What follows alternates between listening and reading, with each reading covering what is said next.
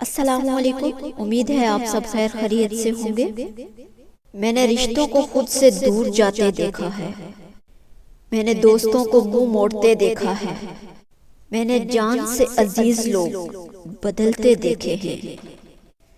پھر میں نے ایک ذات کو اپنے قریب محسوس کیا ہے، اور بے شک اس ذات نے مجھے کبھی اکیلا نہیں چھوڑا، اور وہ ذات صرف اور صرف رب کریم کی ہے۔